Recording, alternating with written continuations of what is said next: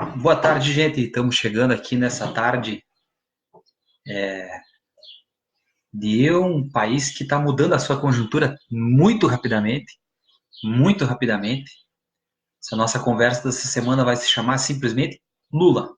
Lula, esse é o nome da conversa de hoje. Inclusive, eu atrasei um pouco, né? Atrasei um pouco a conversa hoje por conta de estar na página do presidente Lula, né? Quem quiser também depois acompanhar esse vídeo, né? Tem lá Paulo Okamoto, tem Gleisi Hoffmann, Emílio de Souza, né? Estão lá em Curitiba, tá? Em frente à delegacia da Polícia Federal, né? Porque o Ministério Público Federal na sexta-feira percebeu que como diz o Fernando Brito, num leão você não coloca coleira, né? Perceberam que eles são muito pequenos perto da grandeza do baixinho de Garanhuns, né? Do ponto de vista jurídico. Então, a turma aí Deltan Dallagnol, aí possivelmente com a Carolina Lebos, né, a juíza substituta do Sérgio Moro, agora querem se livrar do problema Lula para eles. Se tornou um problema lá no bairro Santa Cândida. Nós estivemos lá no 1º de maio, em Curitiba, né? Estivemos e percebemos o tamanho e a importância. Aqui temos que também fazer menção ao MST enquanto movimento organizado para ter mantido essa vigília por mais de 500 dias, tá? Mas o fato é que a conjuntura mudou com o Intercept Brasil, a conjuntura política brasileira, com esta desgraça nacional em curso, que era o qualquer coisa menos o PT e o qualquer coisa estejam apresentados, é o Bolsonaro, né? Nada mais significativo do que qualquer coisa, tá? Os deputados não fazem nada, né? É um discurso que se popularizou, né? E aqui no Brasil se fez o seguinte, né? Um deputado que não faz nada foi alçado à condição de presidente da República. Literalmente um parlamentar inútil, né? Do ponto de vista do baixo clero, do baixíssimo clero, né? De não participar de nenhum tipo de discussão, de comissão ou de aprofundamento de algum tema nacional, né? E aí nós temos ele eleito presidente da República e hoje está muito claro, cristalino para qualquer pessoa que minimamente pense a democracia enquanto decência, né? Falando nisso, o Conselho Universitário da UFFS parece que votou a destituição. Eu, como saí por conta terminou o trabalho, fui fazer outras coisas e estou em casa, mas parece que votou a destituição do reitor não eleito e nomeado pelo Bolsonaro, tá? Mas do ponto de vista de reconstruir a democracia, vem de muito antes, e é um pouco nesse sentido que a gente vai dialogar, e por isso que o programa de hoje chama Lula. Esse será o nome do programa, da conversa que nós faremos hoje. O Túlio tá com uma boa indagação aqui, já que Lula só sai inocente, vão absolver ou pedir a reintegração de posse da carceragem para obrigar o Lula a sair? É uma boa pergunta, né, Túlio? Uma boa pergunta do nosso colega Túlio, a reintegração de posse da carceragem, né? A decisão judicial vai pedir para que ele saia para a progressão de regime, não é Lula livre, né? Se for isso, é uma progressão de regime para a condição de regime semiaberto, que no caso do Lula, possivelmente não vai ser um preso comum, do ponto de vista de você vai colocar ele numa penitenciária para trabalhar durante o dia enfim, e dormir na cela à noite. Enfim, não sei, essa progressão de regime vai ser um pouco esquisita do ponto de vista para o bem e para o mal, né? Toda a movimentação que ele produziria, né? E todo impacto que ele produziria no sistema penitenciário, tá? O Lucas aqui está lembrando, João Merenda que combatia a corrupção. Na verdade, vai caber um parágrafo sobre isso, né, sobre a Lava Jato, né, sobre o que é a Operação Lava Jato e esta farsa, né, que desmorona dia a dia, né, e agora, com o livro do Janot, acho que vai acelerar a destruição, né, do pouco de moral que ainda sobrava, né, talvez 25, 30% da população brasileira que acha que uma operação fora da lei, né, uma operação golpista, né, que se intitula República de Curitiba, né, que aceitaram o batismo, que foi o próprio Lula que o concedeu, tá? Mas que mas que agora os fatos, o Intercept Brasil mostra que Sérgio Moro, Dallagnol, né, Robertson Pozobon, Carlos Fernando, toda essa turma aí, né, na verdade era uma operação política, né, que extrapolou, cometeu crimes, né, provavelmente, se a gente for levar o pé da letra com formação de quadrilha, porque é mais de 4, né, mais de 4 procuradores, juiz, delegados da Polícia Federal, que cometeram crimes em profusão, né? E os fatos e as narrativas no Intercept Brasil têm mostrado exatamente isso, e é possível que essa mudança de conjuntura indique que há pessoas que saibam para adiante, né? Para adiante, quando Aloysio Nunes, do PSDB, senador do PSDB, fala que a Lava Jato manipulou o impeachment da Dilma, quando o Temer fala no Roda Viva, usa a palavra golpe 2 vezes, quando o Gilmar Mendes muda a sua percepção acerca dos fatos, um juiz que está muito mais próximo do PSDB, né, e à direita, no caso política, né, nós estamos vendo que está esfacelando, né, enquanto Vossa Santidade e Operação Lava Jato. O Lauro Henneman está dizendo que em tempos distópicos como o que estamos a viver, ninguém se assuste se Lula sofrer uma desprisão coercitiva, com policiais invadindo sua cela para libertá-lo contra sua vontade. A Lele Teles no 247. A minha esposa falou exatamente isso no veículo, né? Também quando nós estávamos voltando para casa agora, ela falou exatamente nesse sentido. Não viu o Lele Teles falar isso no 247, prezado Lauro, que também sempre nos acompanha por cá. Tinha dado uma pequena travada aqui na. Deixa eu só tomar um golinho d'água, porque queira ou não, tem um aspecto emocionante, né, do ponto de vista da história, né, do ponto de vista da história, de a gente estar ajudando a fazer história, tá? Mas vamos a ela, então, vamos aos fatos. Primeiro aspecto que, me perdoem os socialistas, né, as pessoas que acreditam no socialismo, as pessoas que acreditam no liberalismo, tá? Mas do ponto de vista pragmático e do ponto de vista daquilo que eu, formado em geografia com mestrado em história, conheço acerca do Brasil, né, do Brasil e daquilo que pragmaticamente os limites do Estado Nacional, né, eu não enquadraria Lula nunca como um socialista, desde sempre.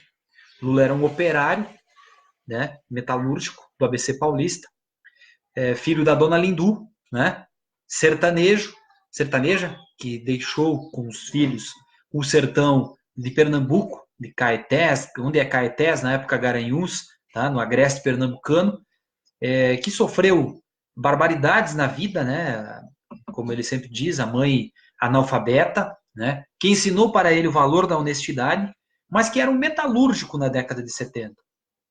E que foi convidado pelo irmão, que ele chama de Frei Chico, tá, a ingressar nas reuniões do sindicato. Sendo que, ele admite, ele se considerava uma pessoa que tinha alienação política naquele contexto, mas tinha carisma. E, ao perceber que o seu carisma podia ser importante, ele passou então a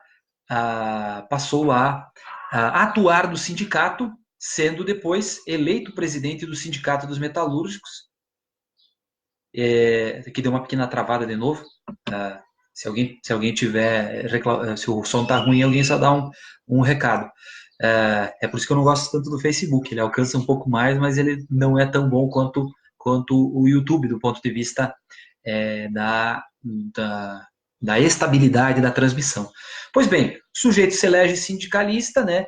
Faz grandes greves, né, no meio da ditadura militar, foi preso na ditadura militar e, com o processo de abertura democrática, ajuda a fundar um partido de massas, o Partido dos Trabalhadores, que não é um partido da vertente comunista, como era o PCB, que existia já naquele contexto, que não era exatamente da vertente trabalhista, como era o PTB do Vargas e que depois o Brizola herda no PDT, né? E também não tinha um cunho marxista-leninista enquanto partido, mas era um partido de vocação de esquerda e que no seu estatuto fala em socialismo. Tá? Contudo, do ponto de vista do pragmatismo, que alguns chamam de taticismo, tá? Esse partido de massas, ancorado na criação de uma grande central sindical, que é a CUT, né? de a criação de grandes movimentos de massa, que acabam herdando a tradição das ligas camponesas e do Master, que culmina no MST, né? E com toda a ação de setores progressistas da Igreja Católica, né? Da teologia da libertação, com as comunidades eclesiais de base, né? Da teologia social da Igreja Católica, né? Nós temos, então, esse Lula se projetando enquanto liderança, se elegendo deputado constituinte, sendo candidato a presidente na eleição da redemocratização em 89 e indo para o segundo turno enfrentar Collor. E por muito pouco não vencer as eleições. Ser candidato no segundo cenário, e aí perder a eleição para o FHC 2 vezes em sequência, né? Para na quarta vez, quando uma aliança pragmática, né, com setores da direita brasileira, dos setores empresariais brasileiros. Basta lembrar que o José Alencar, o falecido vice-presidente José Alencar, era um proprietário da Coteminas, uma grande indústria têxtil que chegou a empregar mais de 20 mil trabalhadores. Tá? Mas dentro dos limites do Estado Nacional, né, Lula se elege, né, quase é caçado naquele cenário da criminalização da política, que foi o processo do Mensalão, né? O processo de tentativa de criminalização do PT começa no processo do Mensalão, né? Daquela narrativa falseada, né? Da tese de que se inventou a corrupção no Mensalão, né? Ou do que constituir um presidencialismo de coalizão comprando parlamentares era uma novidade, né? Comprando parlamentares à base de recursos, né, de campanha, custear por caixa 2 de campanha partidos. Tá? Engraçado que essas pessoas que falam isso são as mesmas pessoas que não querem o financiamento público de campanha. E aí eu tenho que dizer que isso é o cúmulo da hipocrisia, né? O cúmulo da hipocrisia. Aqui está dizendo boa tarde também o Juliano. Boa tarde para ti também, o Juliano sempre nos acompanha aqui. Agradeço imensamente, né, quem faz esse alcance, ajuda, né? Depois eu sempre coloco no canal também, depois no canal no YouTube, aliás, quem quiser seguir, quem quiser fortalecer, quem sabe num outro momento a gente só faça por lá, né? Para fugir das instabilidades do Facebook. Aqui eu faço porque eu gosto que o alcance é maior ainda que o YouTube. O YouTube é uma coisa bem modesta aí naquele canal. Como é aqui também, né? A estrutura vocês estão vendo que é a cozinha da sala, da casa, inclusive. Pois bem, meus caros, Lula se elege, se reelege, chega no final do seu mandato,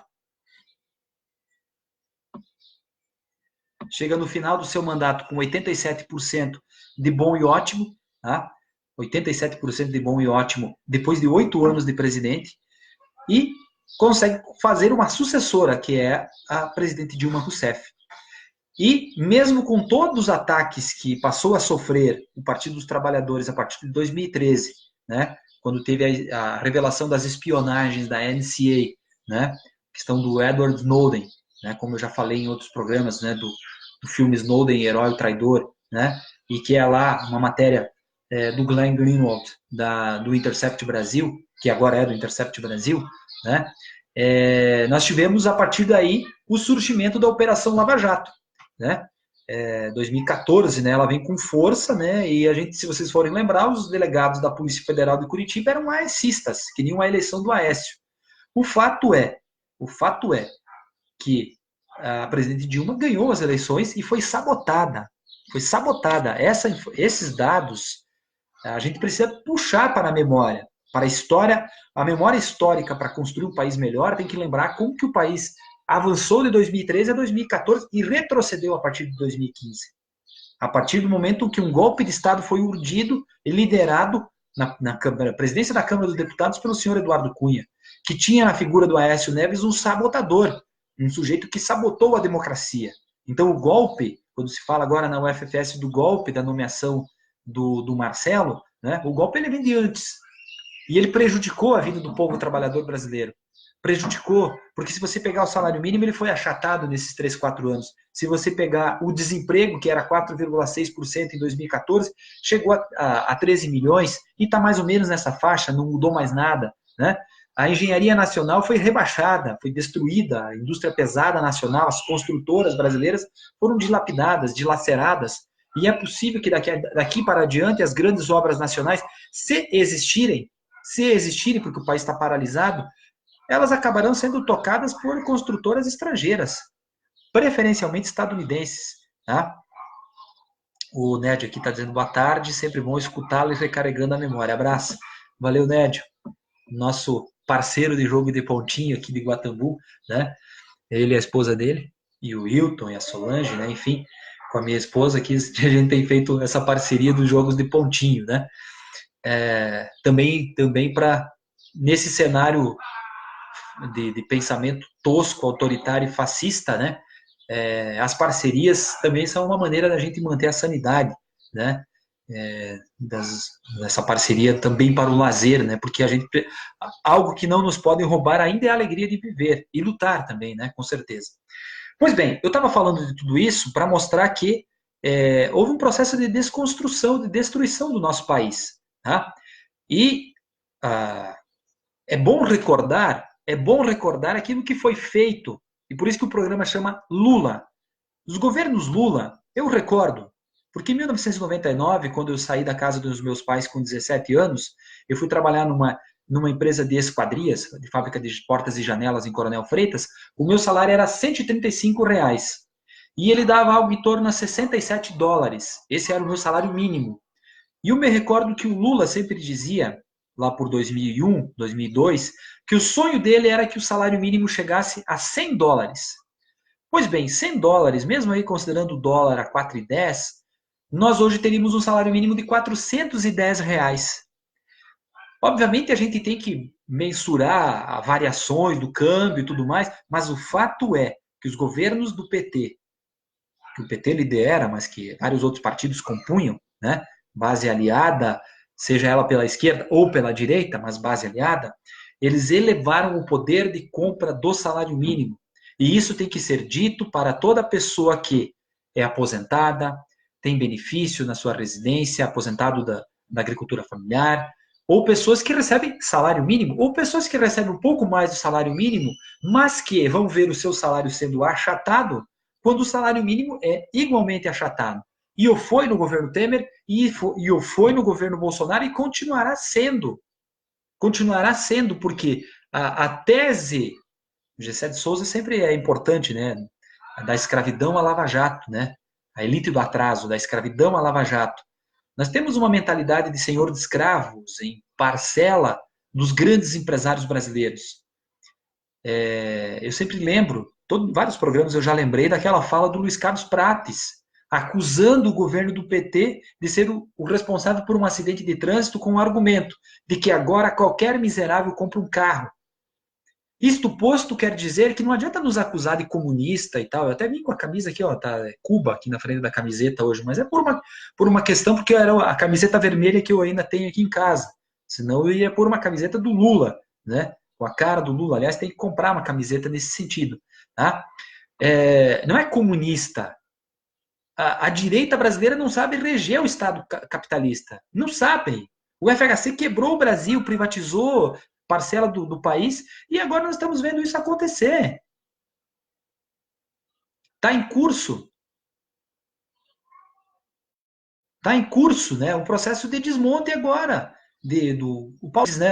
Até tem na página do deputado Pedro Kizai, do deputado federal Pedro Kizai, as manchetes de jornais, o Paulo Guedes dizendo, em 3 meses o país vai crescer, em 6 meses o país vai crescer, me dei 1 ano ou 2, agora já está no 3º ano. Porque, na verdade, é o seguinte, esse processo de desmonte, a tese liberal, ela não se materializa. Eles sempre dizem que o socialismo não dá certo, mas o liberalismo também não dá certo. O liberalismo, é só você ver lá na Argentina, né, que a população argentina quer se livrar do Macri, né? E quando fala, na Venezuela as pessoas estão passando fome. Na Argentina também, as pessoas estão indo catar lixo, no caso, fazer saque em supermercado e tudo mais, mas isso não dá na grande mídia, né? Aí as pessoas não ficam sabendo disso. E no caso brasileiro, nós já temos um retorno da miserabilidade em grande escala. Tá? Então, quando a gente fala de Lula e do governo Lula, eu começo falando do salário mínimo, tá? Mas eu não esqueço que eu sou filho de agricultores familiares, e eu não esqueço que o PRONAF foi fruto da luta da FETRAF, da CONTAG, do MST, dos movimentos sociais do campo, lá na década de 90, mas o PRONAF era uma ninharia financeira. as linhas aumentaram, a quantidade de recursos aumentou no governo Lula e o juro baixou.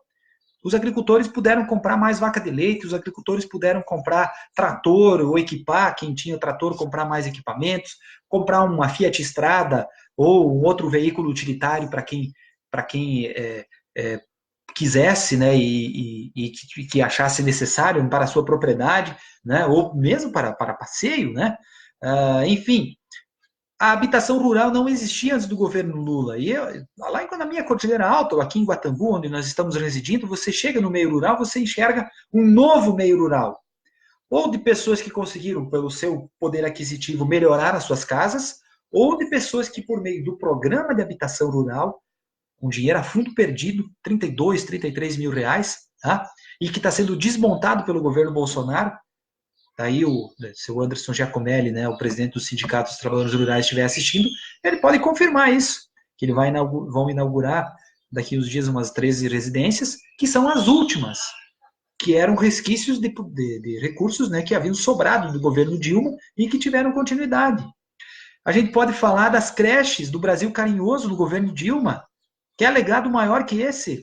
Todos esses vários locais, qualquer lugar que você passar, você vai encontrar. Aqui em Chapecó deve ter umas 10, que é aquela que tem a cerâmica azul e amarelinha e tal, todo aquele modelo bonito de creche. Programa Brasil Carinhoso do governo Dilma. Se você chega nos municípios, você vai encontrar aqueles ônibus, os micro amarelo, programa Caminhos na Escola do governo Lula. Você vai encontrar caçambas ou reta escavadeira do PAC para as prefeituras. Caçambas, patrolas, assim, muito modernas, muito boas, né? Recurso para as prefeituras. Hoje de manhã assisti uma defesa do Paulo, né? Do Paulo Roberto da Silva, do programa Mestrado de Educação, né? E ele falando da questão da municipalização do ensino, mas mostrando também dados sobre o Fundeb. E isso, para quem é da área da educação básica, né, ou da educação, grosso modo, da educação, você vê a quantidade de repasses que aumentou do Fundef e do FHC para o Fundeb, lá do segundo, terceiro ano do governo Lula, e como isso repercutiu em mais recursos para a educação, para poder tocar a educação, né? Só um minutinho aqui, gente, que senão eu vou ficar sem carga, né? Vamos pôr para carregar.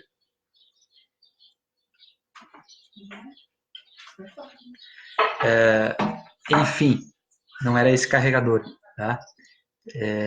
Acontece, né? Quem faz no amadorismo aqui, acontece essas coisas.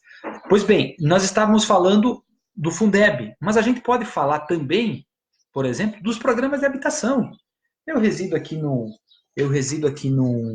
loteamento, tá? Em que, se você pegar...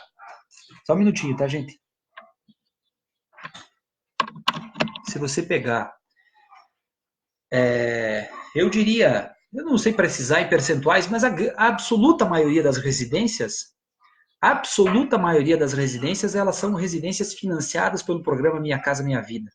Tá? Trabalhadores, sejam eles pessoas, professores, sejam trabalhadores dos frigoríficos, da Aurora, da BRF, né? Sejam profissionais que trabalham na Prefeitura de Guatambu, na Prefeitura de Chapecó, ou na Universidade Federal da Fronteira Sul, nós temos aqui professores, técnicos administrativos, enfim, ou pessoas que trabalham na construção civil, ou qualquer outra profissão, né?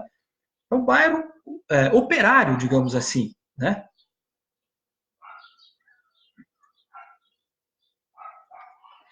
Está sempre dando aquelas travadas. Um bairro operário.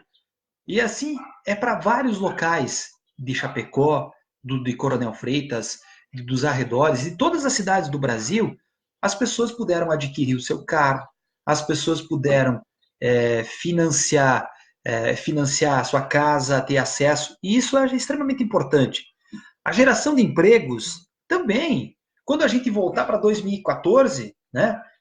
Você voltar para 2002, quando o Lula assumiu a presidência, você vai ver que os indicadores de desemprego eram 12% de desempregados. Um exército de reserva, né? Pegando aqui um conceito do Marx, né? Do velho Marx. Em 2014, quando o Aécio não reconheceu a sua derrota, a taxa de desemprego brasileira era 4,6%. E se o boom das commodities estava em baixa, E se talvez se fez muita desoneração fiscal e isso produziu um rombo no caixa, né? E se algum tipo de ajuste de medida austera era necessária, tá? Eu não acredito que a queda no PIB em 2015, 2016 e esses PIBs fraquíssimos em 2017, 2018 e que vai se materializar agora em 2019 teriam ocorrido se a normalidade democrática tivesse sido aceita.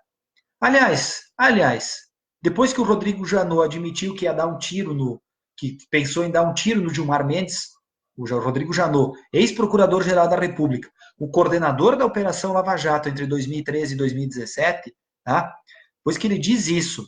Não sou eu que estou dizendo. O Rodrigo Maia, o coordenador do Centrão hoje, né? Presidente da Câmara dos Deputados, um liberal, ele disse, quem é que vai investir num país desses? Tá?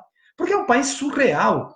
Um país, para o mundo, figuras como Moro, Dallagnol, é inacreditável que ainda estejam soltas e que Lula esteja preso. Era o contrário que tinha que estar ocorrendo. Porque as provas, elas existem que quem cometeu crimes em profusão foram Deltan Dallagnol, foram Robson Pozobon, foi toda essa galera aí, né? Que foi Sérgio Moro que instruiu o devido processo penal, né? Que dizia a procuradora Laura Tessler não é boa em inquirição, né? Porque a defesa dela já fez o showzinho, né? E aí todas as manipulações de informações, né? A questão de persecutória clara, né? Lá você pega essa questão de produzir provas ilegais a partir da Suíça, né?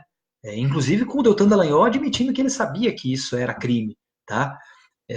A questão, eu espero que saia algum tipo de conversa do acordo com a Justiça dos Estados Unidos, que eles queriam amealhar 2 bilhões, né, de um acordo que a Petrobras pagará de multa na Justiça dos Estados Unidos e que isso iria parar no fundo da Operação Lava Jato. Porque isso, para mim, é mercenagem pura. Tá? Quem age desta maneira é mercenário, tá? A serviço estrangeiro, com acordo com a Justiça dos Estados Unidos. Tá? Isso não sou eu que estou dizendo, isso aconteceu, isso é fato. Tá? Pois bem, mas voltando ao governo Lula, né? Porque eu já estou falando bastante aqui. E se a gente for pensar no ponto de vista das grandes obras, não fizeram nada, quebraram o Brasil. Primeiro, não quebraram o país, porque nós temos hoje o que salva o governo Bolsonaro ainda, e como salvou o governo Temer, é que nós temos um fundo, um colchão de dólares das reservas cambiais na faixa de 350 a 360 bilhões de dólares, que foram uma economia feita pelos governos Lula e Dilma. Tá? Nós temos de grandes obras pelo país.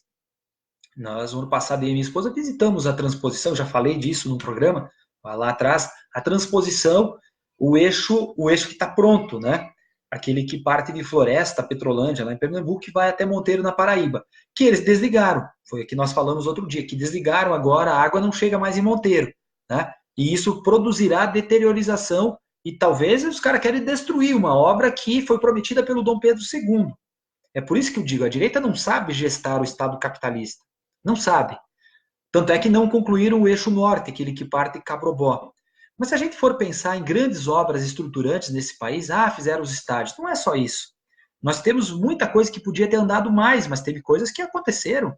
Né? Tem locais do país que os BRT e VLT entraram em operação. Nós temos aeroporto novo lá em Natal, São Gonçalo do Amarante. Nós temos a ponte entre Manaus e Iranduba, uma obra espetacular, né? Nós temos a questão da construção da duplicação da BR-101 no trecho sul, a ponte Anita Garibaldi, por exemplo. Em todo lugar, em todo município que você chegar, vai ter uma praça, vai ter um centro de eventos. Aqui em Chapecó mesmo, você tem UPA, que foi feita no governo Dilma. Você tem o Hospital Materno Infantil, Hospital da Criança, que foi feito no governo Lula. Você tem um restaurante popular no centro, feito no governo Lula, e um na região da EFAP no governo Dilma. Tem o CEL, né, que foi feito lá na Escola Parque Ciro Sosnoski, no governo Dilma. Você tem a Universidade Federal da Fronteira Sul no governo Lula, o IFSC no governo Lula, né, o mercado público regional que ia ser privatizado pelo governo FHC, o armazém da Conab, na época o prefeito Pedro Kizai segurou na justiça o processo de privatização e que depois virou mercado público regional. Aliás, eu sempre recomendo as pessoas visitarem, almoçarem no sábado lá no mercado público regional, uma estrutura muito bonita, que tem vários produtos da agricultura familiar da região para ser vendida, como se fosse uma feira, digamos assim, como tem outras espalhadas pela cidade. Pois bem, eu estou citando exemplos, mas vamos pegar do ponto de vista de Universidade Federal e de IFE. Né? Santa Catarina tinha um campus de Universidade Federal no governo Lula, antes do governo Lula, que era o campus da UFSC em Florianópolis. A UFSC foi para o sul do estado, em Araranguá, foi para o Vale, em Blumenau, foi para o norte, em Joinville, e veio para a Serra, em Curitibanos, e nós tivemos um novo campus de Universidade Federal, que é a Universidade Federal da Fronteira Sul, aqui no oeste, em Chapecó, mas que tem campus em Erechim, que tem campus em Passo Fundo, que tem campus em Cerro Largo, no Rio Grande do Sul, e que tem campus em Realeza e Laranjeiras do Sul do Paraná. Né? E nós poderíamos estar discutindo hoje Campus Concórdia, Campus São Miguel do Oeste, Campus Caçador, Campus Ijuí, enfim, Campus Santo Ângelo. Eu não estou pautando o local, há vários movimentos ocorrendo, as confluências e os fatores que levariam a ter novos campi dependeriam de vontade de ampliar esses campi, né? E se a gente for falar de IFSC, é a mesma coisa, né? Eu falei antes daqui em Chapecó, mas tem os governos Lula e Dilma implantaram o IFSC em São Carlos, em São Lourenço do Oeste, em Xanxerê, em São Miguel do Oeste, em Caçador, né? E o IFC em Luzerna, e o IFC em Fraiburgo, em Videira, em Abelardo Luz, né? Que foi o último a ser implantado. O Colégio Agrícola de Concórdia virou uma grande estrutura, né? Que é o IFC do campus de Concórdia. Mas se você for para o Rio Grande do Sul, você vai ter campus da UFSM, que foi implantado em Palmeira das Missões e em Frederico, né? Você tem a criação de uma outra universidade, que é a Unipampa. Você tem campos da URG sendo espalhados pelo litoral, em Cachoeira do Sul. E se você for para outras regiões do país, né, o Paraná foi criada a Unila, em Foz do Iguaçu, né, em São Paulo, no ABC Paulista, a UFABC. Você vai lá para a região tem a Universidade Federal do Vale do Jequitinhonha e do Mucuri, né, em Minas Gerais. Teve outras em Minas Gerais que foram criadas, né, a de Uberaba, né, tem a do Triângulo Mineiro. Aí você tem a Federal de Tocantins, nós conhecemos ali na região do Vale do São Francisco, né, a Univasf, né, Petrolina, Juazeiro, Paulo Afonso, tem um campus no Piauí também que não me recordo. Enfim, se dobrou. E aí tem mais, o FRB, o FOPA, Unilab, tem uma outra no estado do Pará, a Universidade Federal da Grande Dourados, né? Todas elas foram criadas nesse contexto. E eu não estou falando só da criação das universidades, eu estou falando da ampliação das que já existiam, com um novo campi, com mais cursos, com os programas de mestrado e doutorado sendo ampliados, com as possibilidades de estudo, com a PNAES, né, aumentando o valor de recursos para assistência estudantil, com os recursos do Ciências Sem Fronteiras, que foram cortados depois, ou mesmo os recursos para instituições privadas, né? Como é o caso do ProUni para as universidades privadas, ou ampliação dos recursos do FIES, ou o Pronatec para o Sistema S, né? Para a questão do ensino técnico profissionalizante. Então, é um conjunto de ações, tá? Que não tenho nenhuma dúvida, né? Do grande estadista, né? Do maior estadista da história desse país, que se chama Luiz Inácio Lula da Silva, tá? Maior do que Getúlio Vargas, está à frente, não há nenhuma dúvida.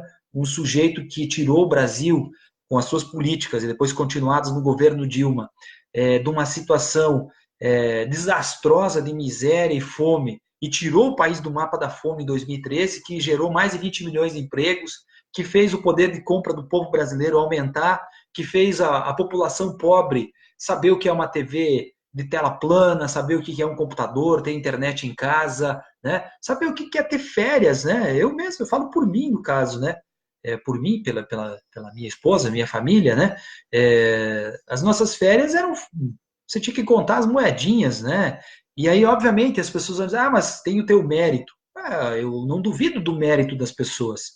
Eu não questiono o mérito, a vontade de cada um de almejar uma condição de vida melhor para si e para os seus, tá? Mas, assim, nos anos 90 a gente trabalhava pra caramba e a gente não tinha nada, né? Eu morava com os meus pais e a nossa vida era uma vida judiada, uma vida sofrida no governo FHC. É, quem me escuta e quem nos conhece, né, do interior de Cordilheira Alta sabe o que é uma equipe de carregamento de frango para ir ganhar R$ 2 para no fim de semana ter uma grana para rachar com os amigos aí e tomar um refrigerante de marca duvidosa. Não tinha essa coisa de tomar Coca-Cola, Sprite ou o Guaraná Antártica. Tá? Era a marca mais barata que desce, né? Com biluzitos, né? Já estou fazendo aqui um merchan sem receber, no caso, né? E eu acredito que muita gente passou por isso, né? Eu não estou fazendo isso para que as pessoas sintam piedade, não é isso, não se trata disso. Tá? Eu só estou questionando o discurso meritocrático, tá? Porque a ideia do mérito sem oportunidade não é mérito. Tá? E infelizmente nós estamos retrocedendo muito rapidamente, porque tinha muita coisa a ser feita. E essa coisa, muita coisa a ser feita, né? Não tenho nenhuma dúvida, e já estamos indo para os nossos finalmente, tá? Porque já falamos bastante, é Lula livre. E não é Lula livre pelas condições que o Deltan Dallagnol está tentando se safar agora para mostrar que tem algum Estado democrático de direito. Quem negou, a turma que negou a liberdade para o Lula para ir enterrar o irmão, que tentou embaçar da esposa e do neto, né? Quem tentou colocar o Lula no sistema penal, né? Foi a Carolina Lebos, inclusive, né? Que queria se livrar dele em Curitiba com base nos custos. Possivelmente para tentar pôr uma roupa laranjada e raspar a cabeça do Lula, né? Essa coisa meio sádica, né? O ódio que eles têm do Lula, na verdade, também é um sadismo de classe, né? De odiar aquele que seria o sapo barbudo dos 9 dedos. Aliás, o Deltan Dallagnol falou isso, né? O 9, né? Foi esse mesmo termo que ele utilizou. Então, assim, o Lula negou, né? Negou não é exatamente isso, né? Não é negou. Não é exatamente negou. Ele escreveu uma carta, né? Quem for lá na página dele aqui no Facebook ou em outras mídias, você vai acompanhar. Nós vamos ter então a questão dele dizendo, né, que ele quer liberdade, né, e não quer trocar a dignidade dele pela liberdade, né. Então ele está trucando, né, a Operação Lava Jato, né. E esses desdobramentos acontecerão por esses dias, né. A gente ainda não sabe, porque a tese da progressão do regime, né, da progressão do regime não significa uma liberdade, tá? Contudo, a gente precisa perceber qual é a intenção daqueles que sempre negaram tudo para o Lula, agora dar uma de bonzinhos e pedir a progressão do regime. Né? Essa é a desconfiança. Aliás, foi mais ou menos isso que a Gleisi Hoffmann falou na coletiva, né? Que está lá na página do Lula também, né? Uma entrada ao vivo que eles fizeram da frente da delegacia da Polícia Federal, lá no bairro Santa Cândida, em Curitiba. Pois bem, meus caros, falei bastante, tá? Como eu disse, a conversa hoje se chama simplesmente Lula, tá? E eu encerro por aqui, não sem antes, como todo brasileiro decente, né, democrata, né, dizer em alto e bom som, né, aquilo que a gente sempre disse, que estivemos, né, em todos os atos, em todos os momentos, em todos os programas aqui, e estivemos junto com os movimentos sociais, estivemos junto com os partidos políticos, com o PT, com o PSOL, com o PCO, com o PDT, com o PCdoB, com os setores do PSB, da rede, com todos os setores democráticos nacionais. Estivemos em Porto Alegre, né, lá no dia da condenação no TRF4, um gigantesco ato político. Estivemos também em Curitiba no 1º de maio do ano passado, outro grande ato político. Não estivemos na inscrição da candidatura Lula em Brasília no ano passado, né, pela distância, mas terminamos aqui. Primeiro só que o Pedro Rubo está dando boa tarde para ti também, e a Neuza está dizendo um oi. O Lula livre, Neuza também aqui. Eu encerro por aqui então com Lula livre. Uma boa tarde, uma boa semana para todos.